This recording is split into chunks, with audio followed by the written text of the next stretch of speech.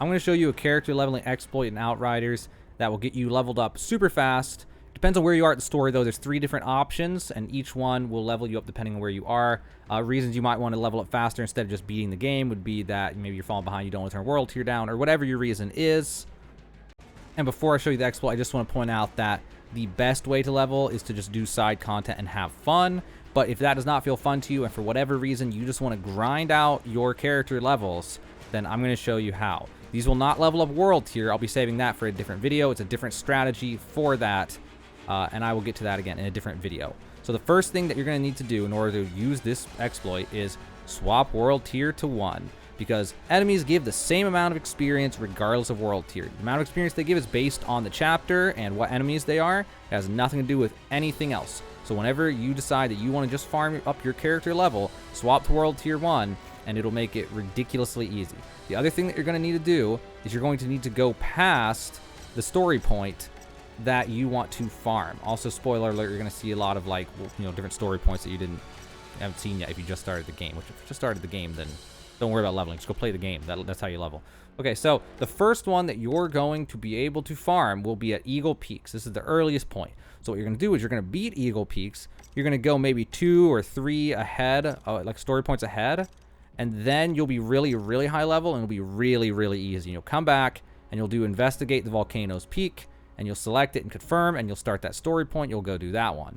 That one will get you 1,200 experience per cycle, and you should be able to cycle him insanely fast at World Tier 1, especially if you're on a newer console or any system that has a SSD or NVMe. You hopefully will be able to level up to level 30 in like an hour or 2, depending on where you're starting from. If you're starting from level like 25, you'll be done in like 20-30 minutes maybe. So that's the first one. The next one is at the Forest Enclave. You have to track down the Chrysaloid. This one will start you off right in front of a boss, just like the other one. This boss will give 1,650, and this one is the better boss to farm. And the reason for that is different load times, less cutscenes, less waiting between boss transformations, less boss stages, etc., that type of stuff. So this is the ideal one to farm, but this is, again, you have to get further in the game. You'll already be like 15 or 18 or whatever it is, 20-something when you finally get way past this. So you want to go ahead and get past the Ancient Ruins of the game, something, make sure you're a little bit higher level than it. Then come back to it, and you're going to track down the Chrysaloid, and then you're going to farm it repetitively as fast as you can. Come back, reset it, farm again, and it will get you leveled up insanely fast. The last one, which you will rarely ever get a chance to use, is if you skipped every single side quest in the entire game, which is what I did. That put me at level 27 when I beat the game. So if you beat the game and you still have some levels to go and you just want to finish grinding them out, the fastest thing in the game is to defeat Yagluk. And you can't do this, obviously, if you're not to this point, but if you're at this point and you've done side content, you will be level 30 already at this point. You don't have to worry about it. But if you're like me and you skipped all side content, you just need to finish it off, defeat Yagluk. It has the shortest load time to get into the world. It has the least amount of cutscene load time. It's the least amount of transition load time. You can get through this one and farm him in like a minute or 2 per cycle, and he gives more experience than the other bosses. Like 2,000 to 3. I can't remember the exact number. I know it's at least 2,200, but I think it might be 3,200. I don't remember, but either way, he's faster on top. He gives more no matter what, and he's way faster to farm. So I'm going to show you the first. Well, I'm going to show you all of them. The first one is Investigate the Volcano's Peak at Eagle's Peak. So you're going to press it, confirm story point, and then you are going to continue game. So that story point will put you right here. This is the least good of the slowest of the 3 to farm. You're gonna go up here. You're gonna hold square, or not square. Hold your button, whatever your button is, depending on your system. In order to go here, you're gonna have to wait for it to load in. If you don't have a solid state driver in NVMe, you're gonna see this loading screen for about 15 seconds, which is there's a bunch of reasons why this one's the slowest one, and this is part of it. So I'm gonna go ahead and skip this part. Okay, so after that's done, it'll be this cutscene. You just go ahead and skip that. There's the boss. If you're high enough level, you should be able to just farm him pretty easily.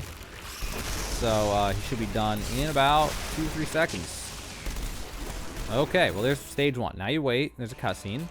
So after this cutscene, you got to kill all the spiderlings. You've already done this. You probably already know, but maybe you don't remember if it was a long time ago. So I'm not even gonna do anything. My turrets will do the thing for me with my class. Also, aiming with a controller is absolutely terrible on Outriders because they have absolutely terrible calibration settings that you cannot change. All you can change is aim speed. You can't change yaw pitch ratios. You can't change turning ramp up and all these different things. Okay, so once he comes out, you just take him down. If you're far enough along, you should be able to just farm him pretty fast. Skip that. You get to this last point. You just got to wait now. Now you're just waiting. And you won't be able to shoot him until his health bar appears. Once his health bar appears, then go ahead and finish him off. Okay, and you won't get your experience until the next cutscene is over. Okay, that cutscene's over. You skip that, and now you get your experience. So now that you are done with that, you got your experience, you return to lobby, and you reset him, and you do it again. And you do as many times as you need to farm him, as many levels as you want, and it should be pretty fast. It's not the fastest of the three, but it's pretty fast. And if you are like only level 12 and you want something to farm for some reason, that will probably do the trick for you.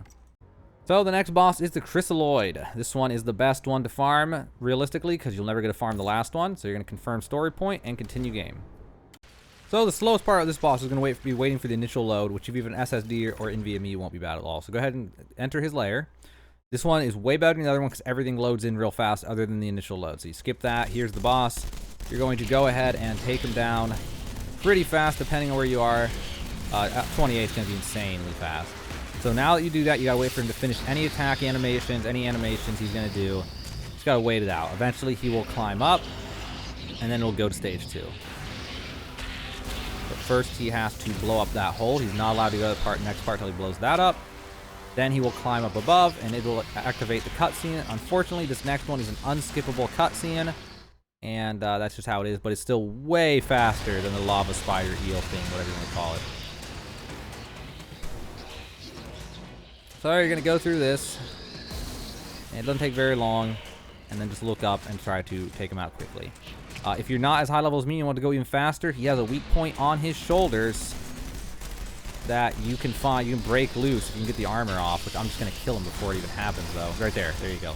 That part of his arm will come off, and you can crit if you can hit there, which if you have a mouse and keyboard, you should be able to hit there pretty easy. If you're using a controller, it's probably almost borderline impossible, and you can hit some, but you can't hit 100% because of the terrible ramp-up time and delay, along with extra turning yaw and pitch, along with all the other settings like I explained in one of my videos. Also, even at World Tier 1, if you're high enough level, he'll often drop epics. So you can also just farm epics on this guy while you're farming your experience if you're high enough level.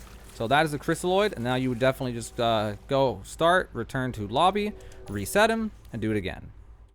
The final option is the final boss, Yagluk.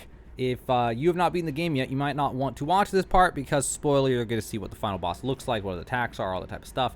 Now, realistically, you will never get to use this to farm, but if you do, it is the fastest way to level up your character level. The only way you'll get to use this is if you skipped all side quests like I did, which most normal human beings will not do that. But if you did decide to do, like me, and just only do the main story missions and never stop for a side quest, then you'll beat the game, be level 25 through 27, and then you can farm him, Yagluk, for fastest experience farm for character level in Outriders. So I'm going to go ahead and show you Yagluk. So you're going to select that story point and continue game. So this story point will take you right here. This is the best one for a lot of reasons. It loads you in the fastest. There's not a lot of waiting. He gives more experience than all the other bosses by a reasonable amount. And it's just a really fast transition. So he's going to spawn. I'm actually going to throw this turret down to freeze and make this even easier for me. For my class. And then when he throws, I can go up and blow his brains out and skip this stage. Depending on your weapons, this will be faster or slower, easier or harder, but with World Tier 1, it should be pretty reasonably easy. So skip the cutscene. It all loads in pretty fast. You can just go ahead and run right through here in World Tier 1, usually. I'm assuming, unless you're really, really got bad gear, you should be able to run through World Tier 1. You're going to go through here and try to trigger this cutscene as quickly as possible. Skip the cutscene. Throw down, in my case, I'm going to throw down the frost turret just so I can kill him more easily. And then we're going to go for the head, and we're going to finish this boss fight. And it's done. All right, 2,200 for the final stage. I think it gave 1,000 for the one. I don't know if it's counting both on that. I'm not paying attention. Either way, he's faster and he gives more experience. So that is the best way to farm experience. In theory, if some way magically you could farm him at a lower level, you could probably go from 10 to 30 in like 40 minutes on this guy if you had a solid state drive, just because you wouldn't have to wait for load times. So again, I want to say before the end of this that if you're playing on a system with a solid state drive or an NVMe, you should be able to do this insanely fast. And when you're farming the Chrysaloid in particular, and you're already like level 18 or 15, whatever it is for the Chrysaloid, I don't remember, that at that point, you should be able to go from there to level 30 in an hour, I would assume. probably an hour.